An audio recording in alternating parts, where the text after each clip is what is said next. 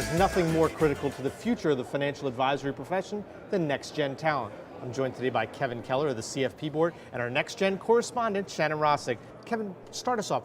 Talk to me a little bit about what's next with next-gen.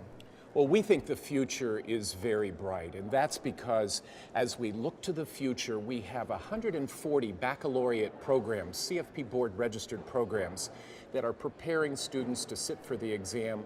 We have another 45 programs in development, and those programs, the new ones, are largely in schools of business, so we think it's very bright. The challenge, of course, though, is getting advisors to think about how they can onboard those graduates when they finish their program. Now, Shannon, you've talked directly to these next-gen advisors, these next-gen students. What are you hearing from them? So I've talked to several students, and this career path for them is a very personal journey. There's this impression that it's about making money, but what I'm finding is that these next-gen advisors really want to make a difference. So what do you think, Kevin? Are they here to make a difference? Well, I think they are, and I think firms both large and small are beginning to figure this out. They're realizing that, well, let me tell you a story about Tony. Okay. Tony is an African American going to Delaware State University, and he was excited to begin a career as a financial advisor. He went to a first interview and was full of hope. When he was preparing for the second interview, though, they asked him to bring a list of 200 names of who were the people he was going to pursue for business. And that was a big turnoff. Fortunately, though, the progressive firms are figuring out ways to create teams, to integrate new advisors, to begin to introduce them into the profession so they can begin helping people and make a difference. Shannon, is enough of that integration happening? Are we seeing enough firms that are going after and trying to get these next-gen advisors? Actually, according to Investment News research, 70% of firms aren't pursuing next-gen talent.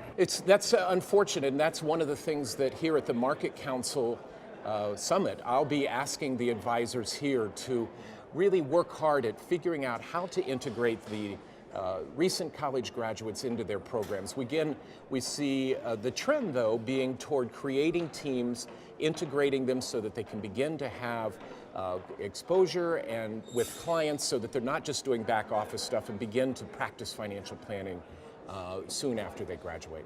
Is there any tips or strategies you'd offer to advisors to help integrate better? Yeah, I think, again, I keep repeating this, but the team function is important. Another component that we really strongly encourage, sometimes advisors with all of the licensure and everything that they are required for a new employee, they want the new employee to wait to take their CFP exam. We think that's a big mistake. No, you're never better at taking an exam than when you finish your 4-year degree. No accountant ever says, I'm going to go out and audit for 2 or 3 years and then I'm going to sit for the CPA exam. We think the same is important for CFP. Now, Shannon, you said these numbers don't look so good, but there's got to be some good news in the data. What are you guys saying? Yeah, absolutely. 43% of independent advisor firms have at least one advisor with 5 years of experience or less, which is great news. Yeah, and how are firms with this kind of talent, how are they doing?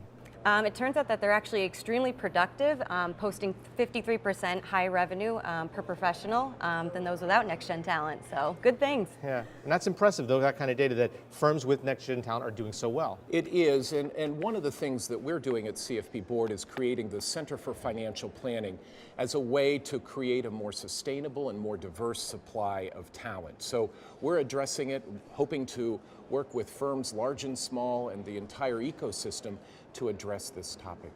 So as we look to the future, last question, is this a positive future for next-gen talent coming to the industry? You know, I see a future where we're addressing the shortage of financial advisors. For the first time, the median age of a CFP professional has fallen below 50 years, and so these are all positive signs. So I'm very optimistic about the future.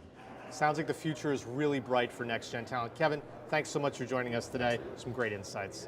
For Investment News, I'm Matt Ackerman.